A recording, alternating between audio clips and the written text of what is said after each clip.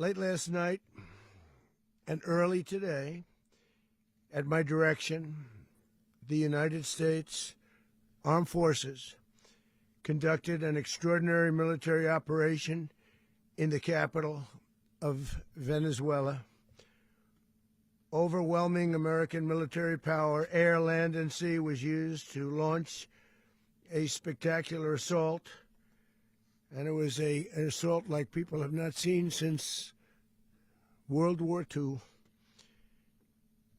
It was a force against a heavily fortified military fortress in the heart of Caracas to bring outlaw dictator Nicolas Maduro to justice.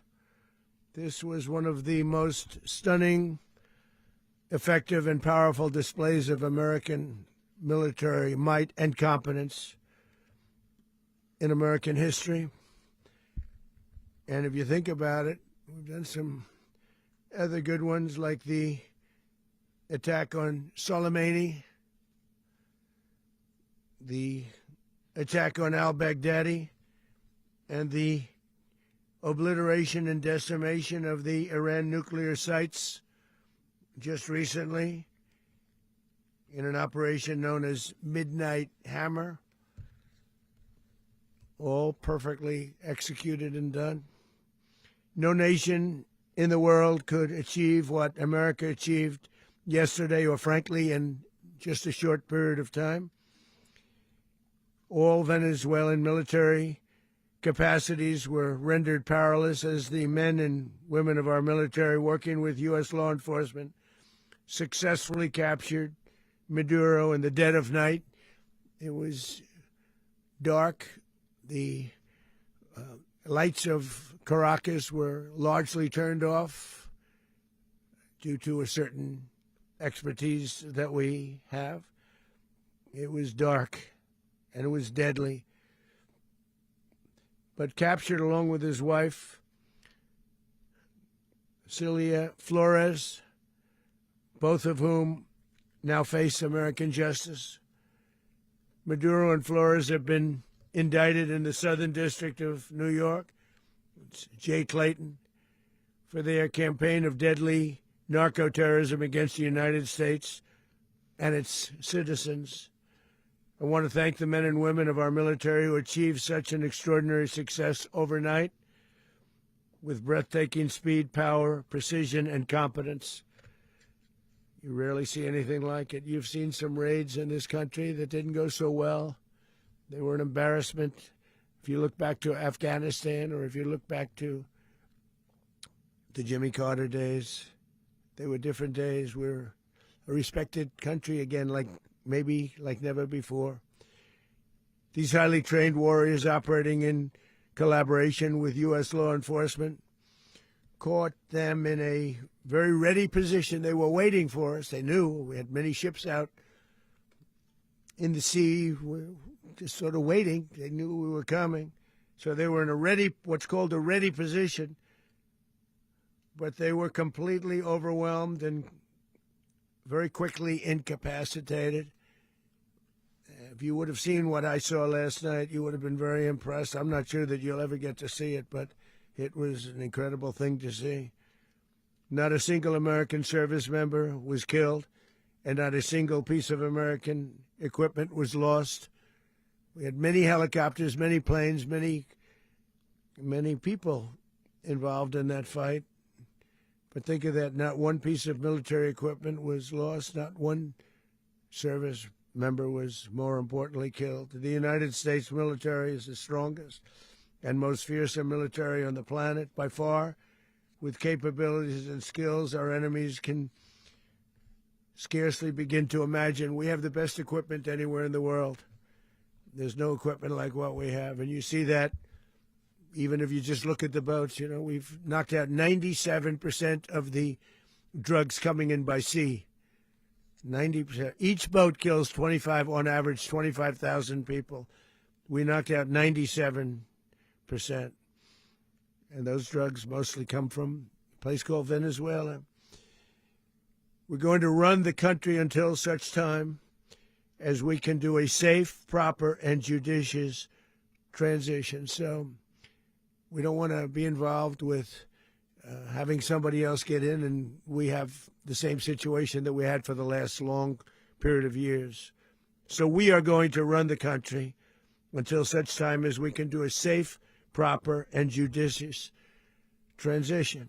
And it has to be judicious because that's what we're all about.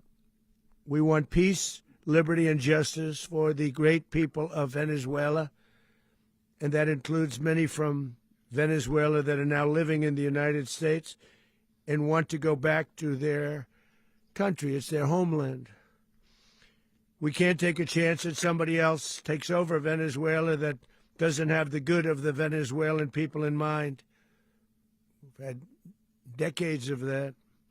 We're not going to let that happen. We're there now, and what people don't understand, but they understand as I say this, we're there now, but we're going to stay until such time as the proper transition can take place. So we're going to stay until such time as we're going to run it, essentially, until such time as a proper transition can take place. As everyone knows, the oil business in Venezuela has been a bust, a total bust, for a long period of time. They were pumping almost nothing by comparison to what they could have been pumping and what could have taken place. We're going to have our very large United States oil companies, the biggest anywhere in the world, go in, spend billions of dollars, fix the badly broken infrastructure, the oil infrastructure, and start making money for the country. And we are ready to stage a second and much larger attack if we need to do so. So we were prepared to do a second wave if we needed to do so. We actually assumed that a second wave would be necessary, but now it's probably not. The first wave, if you'd like to call it that, the first attack was so successful, we probably don't have to do a second, but we're prepared to do a second wave, a much bigger wave, actually. This was pinpoint, but we have a much bigger wave that probably won't have to do. This partnership of Venezuela with the United States of America, a country that everybody wants to be involved with because of what we were able to do and accomplish, will make the people of Venezuela rich, independent, and safe. And it will also make the many, many people from Venezuela that are living in the United States extremely happy. They suffered. They suffered. So much was taken from them. They're not going to suffer anymore. The illegitimate dictator Maduro was the kingpin of a vast criminal network responsible for trafficking colossal amounts of deadly and illicit drugs into the United States. As alleged in the indictment, he personally oversaw the vicious cartel known as Cartel de las Solas, which flooded our nation with lethal poison, responsible for the deaths of countless Americans, the many, many Americans. Hundreds of thousands over the years of Americans died because of him. Maduro and his wife will soon face the full might of American justice and stand trial on American soil. Right now, they're on a ship. They'll be heading to, ultimately, New York, and then a decision will be made, I assume, between New York and Miami or Florida. But we have people where the overwhelming evidence of their crimes will be presented in a court of law. And I've seen it. I've seen what we have. It's both horrible and breathtaking that something like this could have been allowed to take place. For many years after his term as president of Venezuela expired, Maduro remained in power and waged a ceaseless campaign of violence, terror, and subversion against the United States of America, threatening not only our people, but the stability of the entire region. And you all saw it. In addition to trafficking gigantic amounts of illegal drugs that inflicted untold suffering and human destruction all over the country, all over in particular the United States, Maduro sent savage and murderous gangs, including the bloodthirsty prison gang Tren de Aragua, to terrorize American communities nationwide, and he did indeed. They were in Colorado. They took over apartment complexes. They cut the fingers off people if they called police. They were brutal, but they're not so brutal now. And I just have to congratulate our military, Pete and everybody, and our National Guard, because the job that they've done, whether it's in Washington, D.C., where we have a totally safe city, where it was one of the most unsafe cities anywhere in the world, frankly, and now we have no crime in Washington, D.C. We haven't had a killing. We had the terrorist attack a few weeks ago, a little bit of a different kind of a threat, but we haven't had a killing in a long period of time, 6-7 months. We used to have on average two a week in Washington, our capital. We don't have that anymore. The restaurants are opening. Everyone's happy.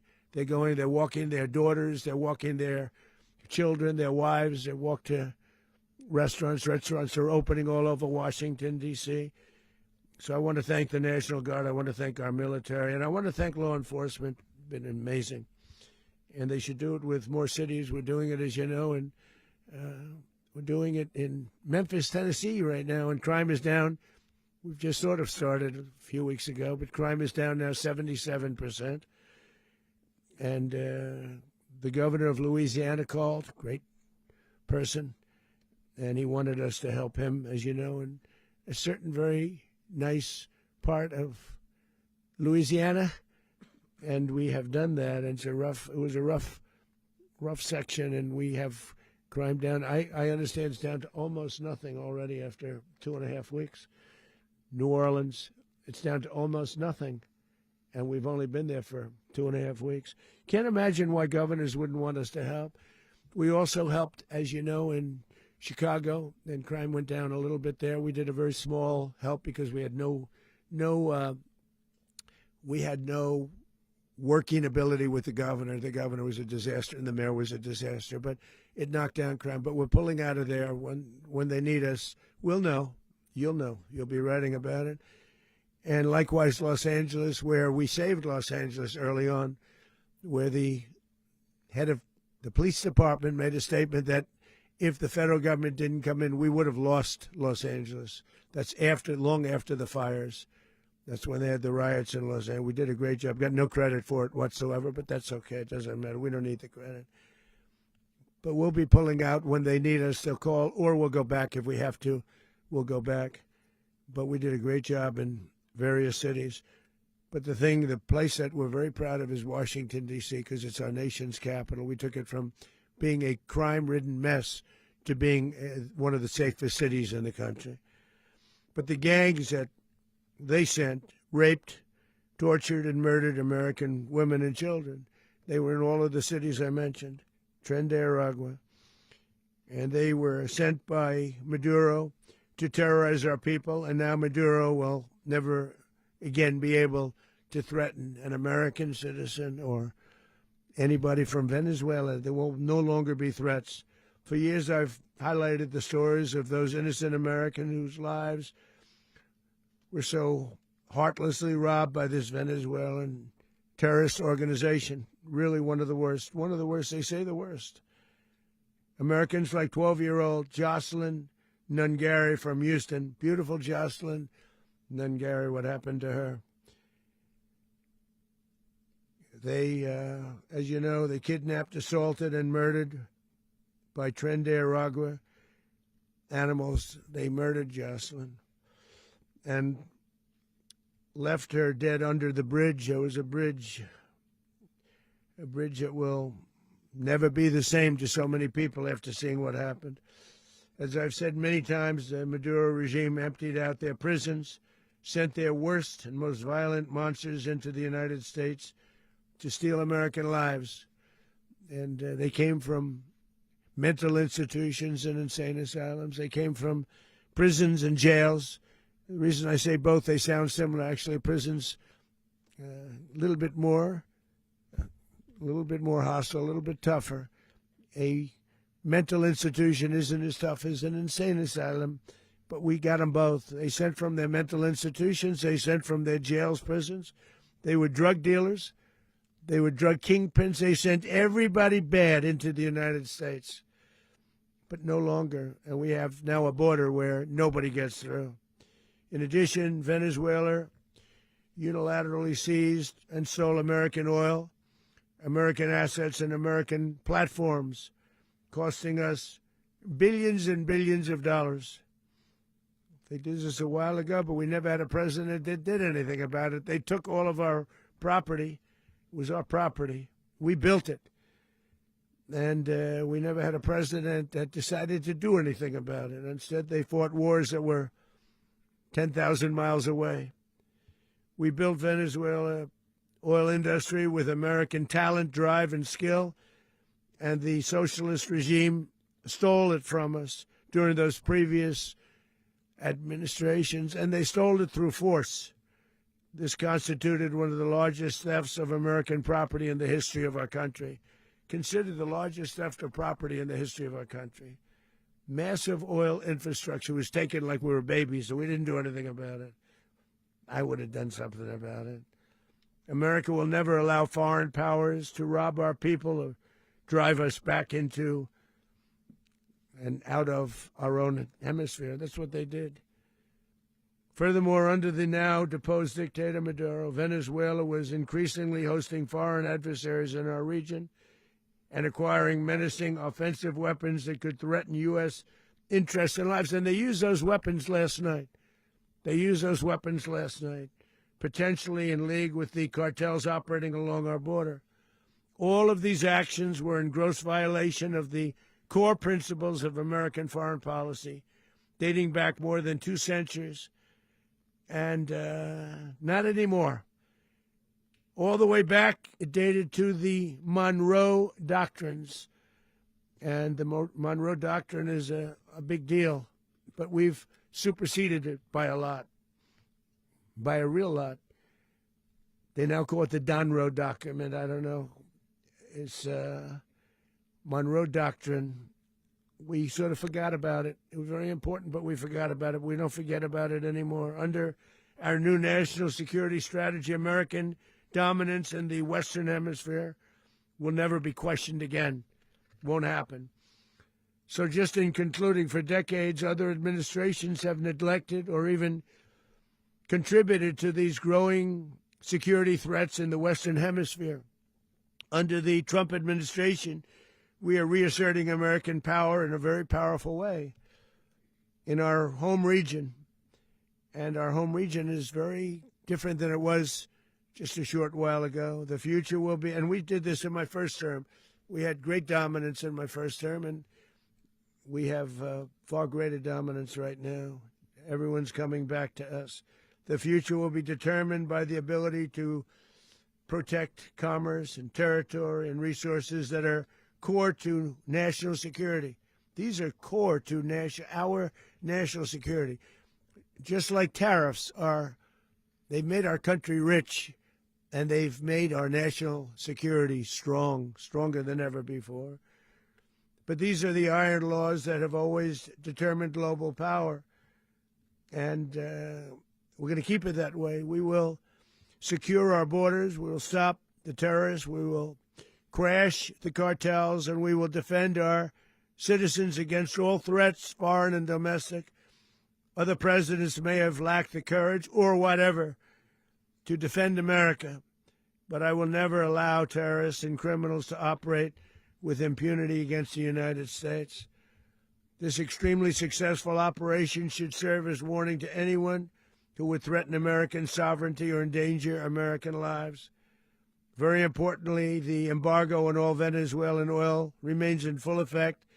The American Armada remains poised in position, and the United States retains all military options until United States demands have been fully met and fully satisfied.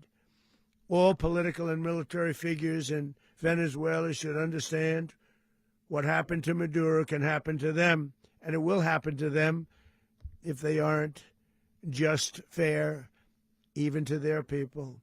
The dictator and terrorist Maduro is finally gone, and Venezuela people are free. They're free again. It's been a long time for them, but they're free. America is a safer nation this morning. It's a prouder nation this morning because it didn't allow this horrible person and this country that was doing very bad things to us. It didn't allow it to happen. And the Western Hemisphere is right now a much safer place to be. So I want to thank everybody for being here. I want to thank General Raisin Cain. He's a fantastic man. I've worked with a lot of generals. I worked with some I didn't like. I worked with some I didn't respect. I worked with some that just weren't good. But this guy is fantastic. I watched last night one of the most precise attacks on sovereignty. I mean, it was an attack for justice. And I'm very proud of him, and I'm very proud of our Secretary of War, Pete Hegseth, who I'm going to ask to say a few words. Thank you very much.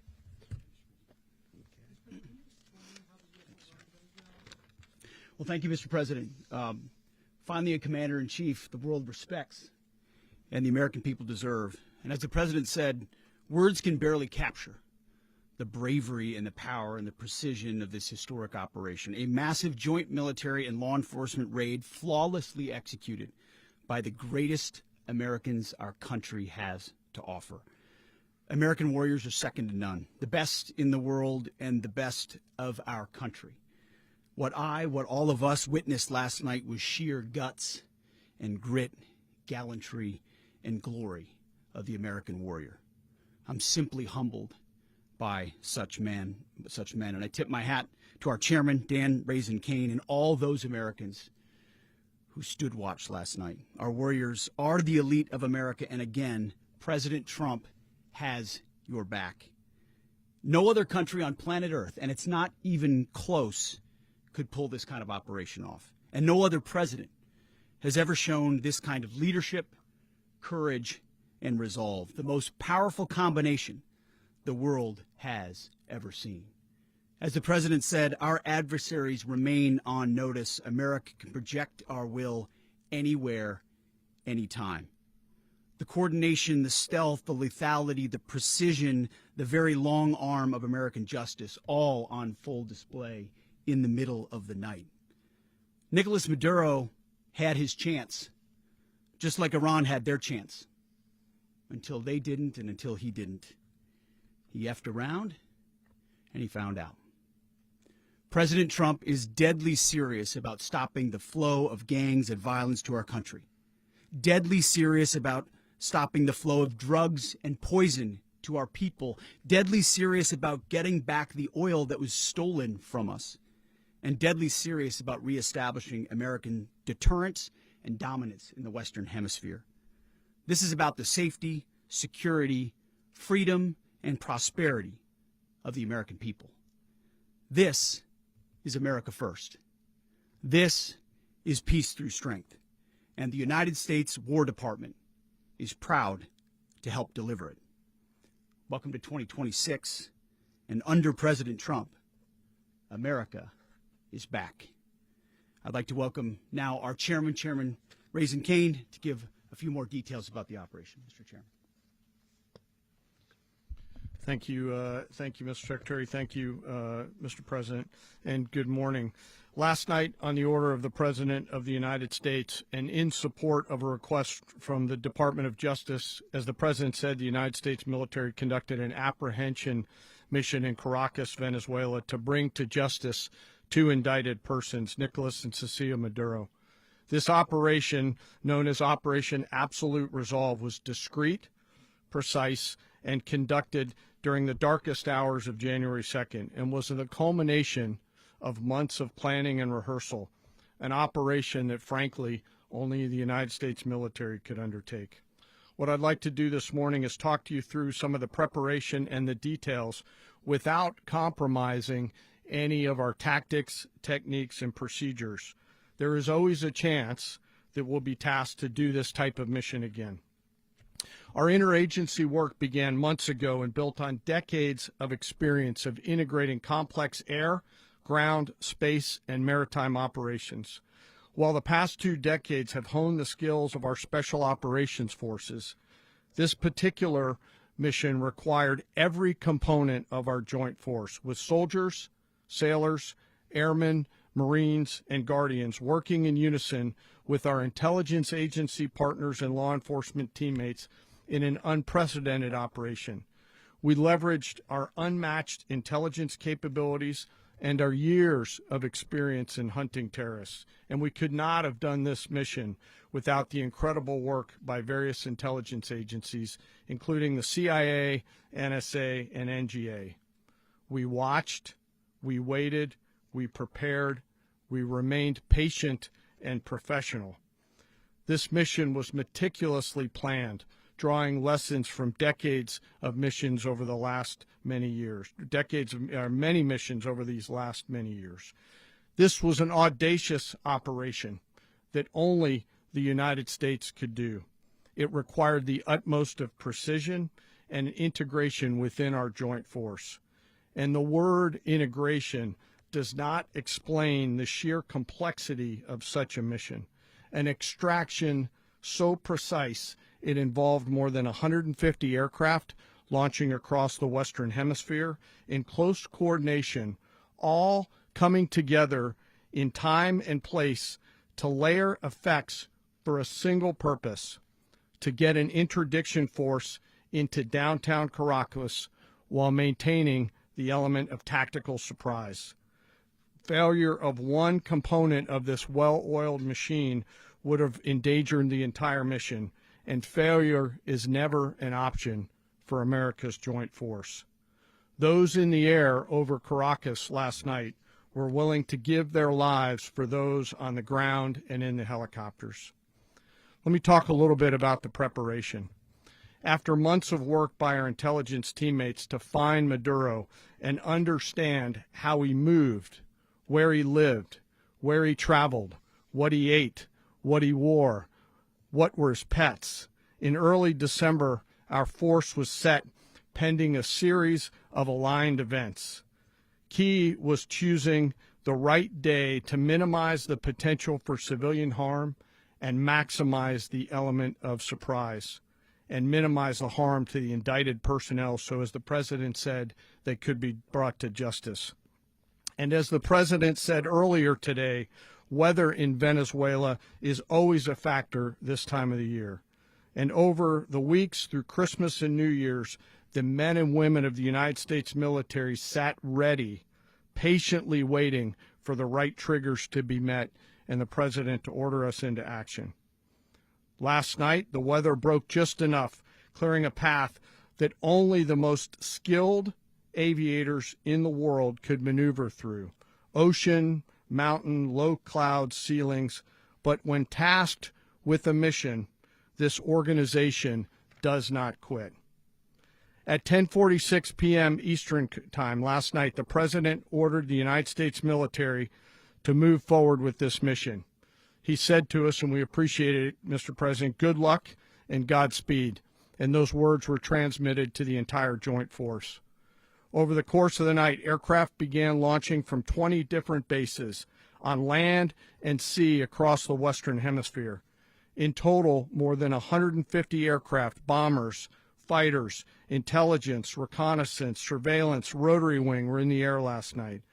Thousands and thousands of hours of experience were airborne. Our youngest crew member was 20, and our oldest crew member was 49, and there's simply no match for American military might. As the night began, the helicopters took off with the extraction force, which included law enforcement officers, and began their flight into Venezuela at 100 feet above the water. As they approached Venezuelan shores, the United States began layering different effects provided by Spacecom, Cybercom, and other members of the interagency to create a pathway. Overhead, those forces were protected by aircraft from the United States Marines, the United States Navy, the United States Air Force, and the Air National Guard. The force included F-22s, F-35s, F-18s, EA-18s, E-2s, B-1 bombers, and other support aircraft, as well as numerous remotely piloted drones. As the force began to approach Caracas, the Joint Air Component began dismantling and disabling the air defense systems in Venezuela, employing weapons to ensure the safe passage of the helicopters into the target area. The goal of our air component is, was, and always will be to protect the helicopters and the ground force and get them to the target and get them home. As the force crossed the last point of high terrain where they'd been hiding in the clutter, we assessed that we had maintained totally the element of surprise. As the helicopter force ingressed towards the objective at low level, we arrived at Maduro's compound at 1:01 a.m. Eastern Standard Time, or 2:01 a.m. Caracas local time, and the apprehension force descended into Maduro's compound and moved with speed, precision, and discipline towards their objective and isolated the area to ensure the safety and security of the ground force while apprehending the indicted persons. On arrival into the target area, the helicopters came under fire, and they replied with that fire with overwhelming force in self-defense. One of our aircraft was hit but remained flyable, and as the President said earlier today, all of our aircraft came home, and that aircraft remained flyable during the rest of the mission. As the operation unfolded at the compound, our air and ground intelligence teams provided real-time updates to the ground force, ensuring those forces could safely navigate the complex environment without unnecessary risk. The force remained protected by overhead tactical aviation. Maduro and his wife, both indicted, gave up and were taken into custody by the Department of Justice, assisted by our incredible U.S. military with professionalism and precision, with no loss of U.S. life. After securing the indicted persons, the force began to prep for departure. Helicopters were called in to exfiltrate the extraction force, while fighter aircraft and remotely piloted aircraft provided overhead coverage and suppressive fire. There were multiple self-defense engagements as the force began to withdraw out of Venezuela. The force successfully exfiltrated and returned to their afloat launch bases, and the force was over the water at 3:29 a.m. Eastern Standard Time with indicted persons on board. And both Maduro and his wife were embarked aboard the USS Iwo Jima. In closing, what we've witnessed today is a powerful demonstration of America's joint force. We think, we develop, we train, we rehearse, we debrief, we rehearse again and again, not to get it right, but to ensure that we cannot get it wrong. Our jobs are to integrate combat power so when the order comes, we can deliver overwhelming force at the time and the place of our choosing against any foe anywhere in the world. I am immensely proud today of our joint force and filled with gratitude to represent them here today. There is simply no mission too difficult for these incredible professionals and the families that stand by them and support them. As we stand here this morning, our forces remain in the region at a high state of readiness, prepared to project power, defend themselves, and our interests in the region. This operation is a testament to the dedication and unwavering commitment to justice and our resolve to hold accountable those who threaten peace and stability. In closing, I want to express my heartfelt gratitude to the brave men and women who executed this mission. Their courage and tireless commitment to our nation are what makes us strong. Thank you, Mr. Secretary, and thank you, Mr. President. Well, I don't have much to add to what you've heard now, other than the following points. Nicolas Maduro was indicted in 2020 in the United States. He is not the legitimate president of Venezuela. That's not just us saying it. The first Trump administration, the Biden administration, the second Trump administration, none of those three recognized him. He's not recognized by the European Union and multiple countries around the world. He is a fugitive of American justice with a $50 million reward, which I guess we saved $50 million. And Make sure. yeah, exactly. But Don't let anybody claim it. Nobody deserves it but us. But I want to be clear about one thing. Nicolas Maduro had multiple opportunities to avoid this. He was provided multiple very, very, very generous offers and chose instead to act like a wild man, chose instead to play around. And the result is what we saw tonight. The other message here is the following. You have a guy, like many people around the world, they like to play games. You have a guy who decides he's going to invite Iran into his country, is going to, do the confiscation of American oil companies, is going to flood our country with gang members, is going to take Americans prisoner and try to hold them for hostage and trade them like he was able to do with the Biden administration. Basically likes to play games all this time and thinks nothing's going to happen. And I hope what people now understand is that we have a president. The 47th president of the United States is not a game player. When he tells you that he's going to do something, when he tells you he's going to address a problem, he means it. He actions it. I can tell you, I've watched this process now for 14, 15 years, been around it. Everybody talks. I'm going to do this. I'm going to do that. When I get there, we're going to do this. We're going to take. This is a president of action. Like, I don't understand yet how they haven't figured this out. And now, if you don't know, now you know. Because this is the way it's going to play out. And I think people need to understand that this is not a president that just talks and does letters and press conferences. And, if he says he's serious about something, he means it. And this is something that was a direct threat to the national interest of the United States, and the president addressed it. There's a president of peace, by the way. I told you what I just said earlier. This guy had multiple opportunities to find his way somewhere else and figure out another. He could have been living somewhere else right now, very happy, but instead he wanted to play big boy. And so now, he's got other sets of problems on his hands. And but I think the message here should be for the world. Look, the president doesn't go out looking for people to pick fights with. He's not generally wants to get along with everybody. We'll talk and meet with anybody, but don't play games. Don't play games with this president's in office, because it's not going to turn out well. And so I hope that I guess that lesson was learned last night, and we hope it'll be instructive moving forward. Is that a message for Cuba, Mr. President?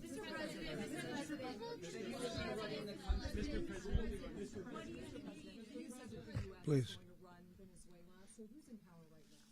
Well, we're going to be running it with a group, and we're going to make sure it's run properly. We're going to rebuild the oil infrastructure, which will cost billions of dollars. It'll be paid for by the oil companies directly. They will be reimbursed for what they're doing, but that's going to be paid. And we're going to get the oil flowing the way it should be. As you know, it was just a minor flow. It was actually a minor flow for what they have. But we're going to run it properly, and we're going to make sure the people of Venezuela are taken care of. We're going to make sure the people that were forced out of Venezuela by this thug are also taken care of. President, does the U.S. running the country mean that U.S. troops will be on the ground? How will that work? Well, they always say boots on the ground. So we're not afraid of boots on the ground if we have to have. We had boots on the ground last night at a very high level, actually. We're not afraid of it. We don't mind saying it. But we're going to make sure that that country is run properly. We're not doing this in vain. This is a very dangerous attack. This is an attack that could have gone very, very badly. Could have gone very badly. We could have lost a lot of people last night. We could have lost a lot of dignity. We could have lost a lot of equipment. The equipment is less important, but we could have lost a lot. And we're going to make sure that this is proper. We're there now. We're ready to go again if we have to. We're going to run the country right. It's going to be run very judiciously, very fairly. It's going to make a lot of money. We're going to give money to the people. We're going to reimburse people that were taken advantage of. We're going to take care of everybody. It's very important. We couldn't let them get away with it. They stole our oil. We built that whole industry there, and they just took it over like we were nothing. And we had a president that decided not to do anything about it. So we did something about it. We're late, but we did something about it. Yeah, please. Mechanism by which you're going to run the country? Are you going to designate a U.S. official to coordinate? Yes, it's all being done right now. We're designating people. We're talking to people. We're designating various people, and we're going to let you know who those people are. Would run Venezuela? Well, it's largely going to be, for a period of time, the people that are standing right behind me. We're going to be running it. We're going to be bringing it back. It's a dead, I talk about a dead country. A year and a half ago, we were a dead country. Now we're the hottest country anywhere in the world. We're a country doing better than any country anywhere in the world. and it required leadership. Venezuela has a lot of bad people in there, a lot of bad people that shouldn't be leading. We're not going to take a chance that one of those people take over for Maduro. So you can look at, and others, we have fantastic people, including people in the military. So we're going to have a group of people running it until such time as it can be put back on track, make a lot of money for the people, and give people a great way of life, and also reimbursement for people in our country that were forced out of Venezuela. Rubio would be. You said earlier today that you weren't going to back Machado to come back and be the opposition leader in your Fox and Friends interview. And then you also mentioned the vice president of Venezuela. Are you going to work with the vice president of Venezuela, or how do you foresee the relationship going? I understand she was just sworn in, but she was, as you know, picked by Maduro. So Marco's working on that directly. He just had a conversation with her, and she's essentially willing to do what we think is necessary to make Venezuela great again. Very simple. Mr. President, Colombian President Gustavo Petro, a couple weeks ago, he said he's got to watch his ass. And today, he said he's not concerned about anything happening to him in the aftermath of this operation. So, just what your message is about that? Well, he has cocaine mills. He has factories where he makes cocaine. And, yeah, I think I stick by my first statement. He's making cocaine. They're sending it into the United States. So he does have to watch his ass. Mr. President, did you notify any members of Congress in advance? Marco, do you want to talk about that? Because you were involved in it. Sure. We call members of Congress immediately after. This was not the kind of mission that you can do congressional notification on. It was a trigger-based mission in which conditions had to be met night after night. We watched and monitored that for a number of days. So it's just simply not the kind of mission you can call people and say, hey, we may do this at some point in the next 15 days. But it's largely a law enforcement function. Remember, at the end of the day, at its core, this was an arrest of 2 indicted fugitives of American justice, and the Department of War supported the Department of Justice in that job. Now, there are broader policy implications here, but it's just not the kind of mission that you can pre-notify because it endangers the mission. Plus, if I could add one thing to that, Congress has a tendency to leak. This would not be good. If they leaked, General, I think it would have been maybe a very different result. But I have to say, they knew we were coming at some point, a lot of ships out there. They sort of knew we were coming. We went through. But Congress will leak, and we don't want leakers. People to watch this all play out live. What was Maduro doing when the U.S. forces entered what I assume would be his home? And also, was there any point where the U.S. was considering if Maduro pushed back or resisted killing Maduro? It could have happened. It could have happened. He was trying to get into a safe place. The safe place is all steel. And he wasn't able to make it to the door because our guys were so fast. They went through the opposition so fast. And there was a lot of opposition. People were wondering, did we get them by surprise? Sort of surprised, but they were waiting for something. It was a lot of opposition. There was a lot of gunfire. You saw some of it today. But he was trying to get to a safe place, which wasn't safe because we would have had the door blown up in about 47 seconds, they say on average, regardless of how thick the steel was. It was a very thick door. It was a very heavy door, but he was unable to get to that door. He made it to the door. He was unable to close it. Go ahead, finish. To be in the time being right now. Do you know his exact Well, whereabouts? eventually, ultimately, in the near future, he's going to be brought to New York. And where is he going to be held? Where is he going to be held in New York? Do you know? That's going to be up to the officials that do these things. Mr. President, the U.S. has something of a mixed track record of ousting dictators without necessarily a plan for what comes afterwards. Not with Did me. that weigh on your decision? Well, that's when we had different presidents, but with me, that's not true. With me, we've had a perfect track record of winning. We win a lot, and we win. If you look at Soleimani, you look at al-Baghdadi, you look at the Midnight Hammer. Midnight Hammer was incredible. Right now, you wouldn't have peace in the Middle East. We have essentially peace in the Middle East because of that. If we weren't successful with Midnight Hammer, you wouldn't have peace in the Middle East. So, with me, you've had a lot of victory. You've had only victories. You've had no losses. Yeah. How long do you expect the U.S. to run Venezuela, and how soon do you want Venezuelan people to hold elections? So I'd like to do it quickly, but it takes a period of time. We're rebuilding. We have to rebuild their whole infrastructure. The infrastructure is rotted. It's actually very dangerous. It's blow-up territory. Oil is very dangerous. It's a very dangerous thing to take out of the ground. can kill a lot of people. It has killed a lot of people doing just that. The infrastructure is old. It's rotted. Much of it is stuff that we put there 25 years ago, and we're going to be replacing it. And we're going to take a lot of money out so that we can take care of the country. Yeah. Are you saying that Secretary Rubio and Mr. President, China, Russia, and Iran have interests in Venezuela. How does this operation affect your relationships with them when it comes to the oil and drugs? In terms of China and Russia, Russia when we get things straightened out. But in terms of other countries that want oil, we're in the oil business. We're going to sell it to them. We're not going to say we're not going to give it to them. In other words, we'll be selling oil probably in much larger doses because they couldn't produce very much because their infrastructure was so bad. So we'll be selling large amounts of oil to other countries, many of whom are using it now, but I would say many more will come. Are you saying, Mr. President, are you saying that, Mr. President, are you saying that, oh, Mr. President, thank you. What is your message to the people of Venezuela today? Of course, the civilian population specifically, they have a lot of questions. What is your message to the people of Venezuela? That you're going to have peace, justice. You're going to have some of the riches that you should have had for a long period of time. It was stolen from you. But you're going to have peace and you're going to have safety. You're going to have justice. You're going to have a country. You're going to have a real country. You're going to have potentially a great country. You know, if you go back 20 years, maybe even a little longer ago, that was a great country. And they destroyed it.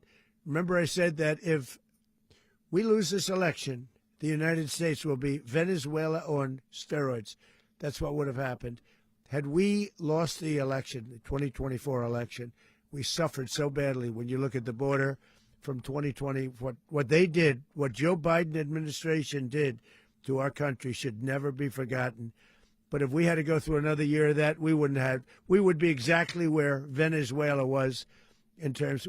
I used to say, if they win, we're going to be Venezuela on steroids, and that's what would have happened. President, thank you. Are you saying that Secretary Hegseth and Rubio are going to be running Venezuela, and will you be sending in U.S. military troops to provide? They're going to be a team that's working with the people of Venezuela to make sure that we have Venezuela right. Because for us to just leave, who's going to take over? I mean, there is nobody to take over. You have a vice president who's been appointed by Maduro. And right now she's the vice president, and she's, I guess, the president. She was sworn in as president just a little while ago. She had a long conversation with Marco, and she said, we'll do whatever you need. I think she was quite gracious, but she really doesn't have a choice. We're going to have this done right. We're not going to just do this with Maduro, then leave like everybody else, leave and say, you know, let it go to hell. If we just left, it has zero chance of ever coming back. We'll run it properly. We'll run it professionally. We'll have the greatest oil companies in the world go in and invest billions and billions of dollars and take out money, use that money in Venezuela. And the biggest beneficiary are going to be the people of Venezuela. And also, I can't stress this strongly enough, the people that got thrown out of Venezuela that are now in the United States. And frankly, some want to stay and some probably want to go back. Yeah. The country, and were any of the detained Americans? Well, right now they're very protected because nobody's going to mess with us. They're very protected. The people of, and we let them know that you better not touch one of them. Are you concerned that bad elements of the Maduro regime will remain in place? Well, we know who they are. We're on them, and they're acting much differently now than they would have acted 2 days ago. Okay, wait, behind you, please. Mr. President, why is running a country in South America America first? Well, I think it is because we want to surround ourselves with good neighbors. We want to surround ourselves with stability. We want to surround ourselves with energy. We have tremendous energy in that country. It's very important that we protect it. We need that for ourselves. We need that for the world. And we want to make sure we can protect it. Yes, sir. Please, go ahead. Yeah, is there a message here for Cuba and Diaz-Canel? Well, Cuba is an interesting case. Cuba is, not doing very well right now. That system has not been a very good one for Cuba. The people there have suffered for many, many years. And I think Cuba is going to be something we'll end up talking about because Cuba is a failing nation right now, very badly failing nation.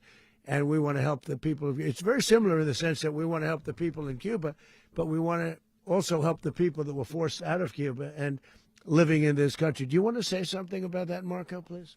Well, I mean, I just gave you a statement a few minutes ago about when the president speaks, you should take him seriously. So suffice it to say, Cuba is a disaster. It's run by incompetent, senile men, and in some cases, not senile but incompetent nonetheless. It has no economy. It's in total collapse. And by the way, they were, all of the guards that helped protect Maduro. This is well known. Their whole spy agency, all that were full of Cubans. I mean, it's amazing. This poor island took over Venezuela in some cases. One of the biggest problems the Venezuelans have is they have to declare independence from Cuba that tried to basically colonize it from a security standpoint. So, yeah, look, if I lived in Havana and I was in the government, I'd be concerned, at least a little bit. Putting up the oil flow to Cuba from Venezuela? Well, the president already announced a week ago that anything that's sanctioned, it's sanctioned oil, it's not going to be allowed to get there. So that's a pre-existing. The answer is yes. Yes.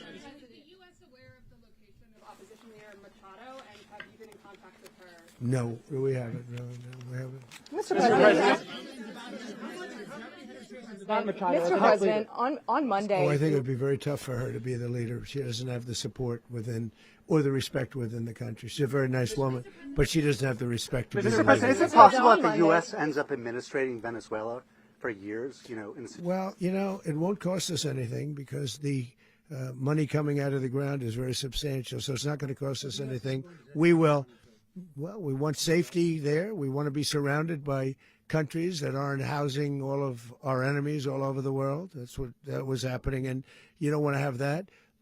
But we're going to be rebuilding, and we're not spending money. The oil companies are going to go in. They're going to spend money. We're going to take back the oil that, frankly, we should have taken back a long time ago. A lot of money is coming out of the ground. We're going to get reimbursed for all of that. We're going to get reimbursed for everything that we spend. So it's going to be a very important. This is a very big evening that took place last night. We have to be surrounded by safe, secure countries, and we also have to have energy. Very important. We have to have energy that's real energy, not where they're getting 4% and 5% of the energy out of the ground. You take a look. It was such a disaster. So what's going to happen with Venezuela, I think, over the next period of a year, is going to be a great thing, and the people of Venezuela will be the biggest beneficiaries. Going to send in U.S. military. Mr. President, thank you. What did you last speak to Maduro about when you spoke? And is the Well, US I don't want to get war into with the Venezuela? conversations, but I did have conversations with him, and I said, you got to surrender. And I actually thought he was pretty close to doing so, but now he wished he did, yeah. You said that Maduro is responsible for drug trafficking. You recently pardoned the former president of Honduras who was convicted of many drug trafficking. Can you explain how these two situations are different? And would you ever pardon Maduro? I endorsed, as you know, the winning president, the man who won in Honduras. I endorsed the man who won in Chile. I endorsed the man who won in Argentina. And we are doing very well with that whole group. What the man that I pardoned was, if you could equate it to us, he was treated like the Biden administration treated a man named Trump. That didn't work out too well for them. This was a man who was persecuted very unfairly. He was the head of the country. He was persecuted very unfairly. And there are a number of them. And we felt that it was a very unfair situation that happened to him. He's also a party member of the man who won. So obviously the people liked what I did. And one of the reasons that was done is because of the fact that the party in power felt very strongly that that man was treated very badly. I studied it very quickly, and then I studied it in great detail. I went to a lot of the people standing behind me, and they felt that that man was persecuted and treated very badly. That's why I gave him a pardon. You referenced boots on the ground earlier. Can you just sort of button this up? Do you envision the U.S. military having a presence in Venezuela as the U.S. runs that country? No, we're going to have a presence in Venezuela as it pertains to oil, because we have to have, we're sending our expertise in. So you may need something, not very much. But no, we're going to be taking out a tremendous amount of wealth out of the ground. And that wealth is going to the people of Venezuela and people from outside of Venezuela that used to be in Venezuela. And it goes also to the United States of America in the form of reimbursement for the damages caused us by that country. So I want to thank you all very much. Thank you. Do you have one? Yes, please. You were so nice before. I'm going to give you the final question. Go ahead. Thank you, Mr. Unless President. it's a bad question, in It's which about case I'll Putin. go one word. It's about who? It's about Putin, if you want. About Putin. Well, that's Okay. always nice You had to a talk phone- about Putin. You had a phone call with him Yeah. on Monday. Did he talk at all about Maduro? Did y'all talk about this? No, we didn't. And We then- never spoke about Maduro. Are you mad at him right now? I mean, there's this I'm not intelligence. thrilled with Putin. I'm not thrilled with Putin. He's killing too many people. I thought that would be so. I settled 8 1/4 war. You know what the 1/4 was? Thailand and Cambodia. I did it again. They broke out, and I did it in about 5 hours, and I settled it. I'm giving myself 1/4, so I'm up to now 8 1/4. In other words, I settled the war, but then they broke out. They had a pretty bad breakout over the last 4 days. I got them to go back to peace, so I only give 1/4. I thought the easiest one would be, one of the easier ones would be Russia, Ukraine. It's not, and they both have done some pretty bad things. And look, that's Biden's war. That's not my war. But I want to stop the lives. Did you see where last month 30,000? It was 27,000 the month before. 30,000, mostly soldiers, were killed this last month. 30,000. I want to stop that. You know, I got NATO to pay 5% instead of the 2% that they weren't paying. They weren't paying 2, now they pay 5. And we send them a lot of munitions. We send them a lot of things, missiles and various other things, a lot. And they pay. The United States is not losing money. We're probably making money on that. It's the last thing I care about. I just want to stop all those people. We're losing 25, 30,000 human beings. They come from 2 places that are very far away. But if I can stop, because it's something I've been pretty good at doing, deals, I guess. It's all a deal. Life is a big deal. But if I can stop that war and stop 30,000 young people, in addition to the fact that people are being killed in Kiev, people are being killed in other cities throughout, a much smaller number, but they're being killed, viciously killed. So I'm not happy about it. I thought that would be something that would get solved.